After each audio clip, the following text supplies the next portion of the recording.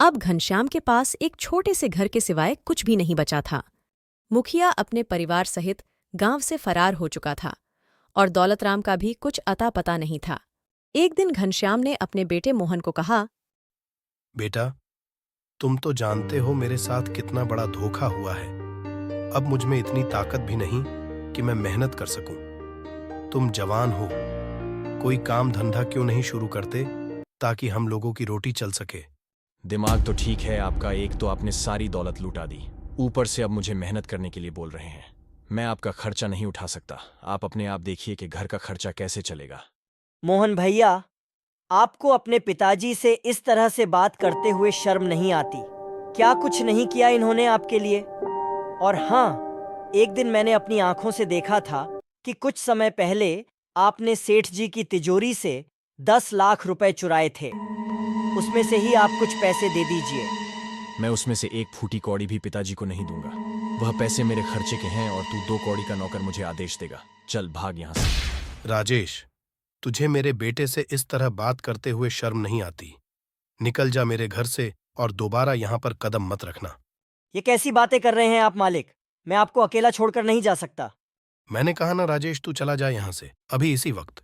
ठीक है मालिक, आप कहते हैं तो मैं यहाँ से चला जाता हूँ। राजेश रोते रोते वहां से चला जाता है।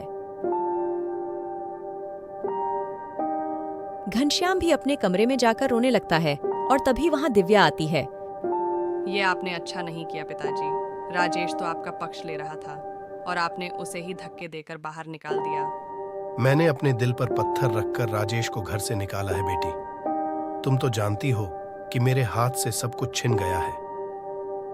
मेरी आंखों के सामने मोहन ने राजेश को इतना अपमानित किया, मैं उसे और ज्यादा अपमानित होते नहीं देख सकता था। और अगर मैं उसे जाने को ना कहता तो वो कभी मुझे इन हालातों में छोड़कर ना जाता। और मैं नहीं चाहता था कि राजेश मेरे लिए अपनी जिंदगी खराब करे। मजबूरी में मुझे ये रास्ता अपनाना पड़ा। राजेश रोते हुए बगैर टिकट के ट्रेन में बैठ गया और सोचने लगा कि सेठ जी ने मेरे साथ ऐसा क्यों किया। राजेश ट्रेन में काफी दूर तक निकल गया था। जिस डिब्बे में राजेश बैठा था वहां पर एक व्यक्ति के अलावा और कोई भी मौजूद नहीं था। अचानक उस व्यक्ति के मुंह से झाग निकलने लगा। राजेश उस व्यक्ति के पास गया। ये तुम्हारे मुंह से झाग क्यों निकल रहा है? मैंने कुछ देर पहले जहर खा लिया है।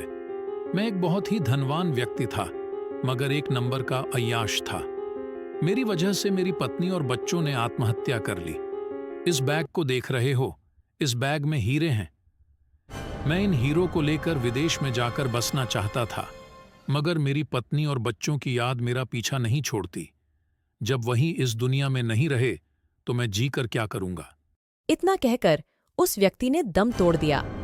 राजेश ने देखा कि उस बैग में हीरे भरे थे। राजेश एक चतुर व्यक्ति था। वह समझ गया कि अगर उसने इसके बारे में पुलिस को बताया तो पुलिस उल्टा उसे ही गिरफ्तार कर लेगी।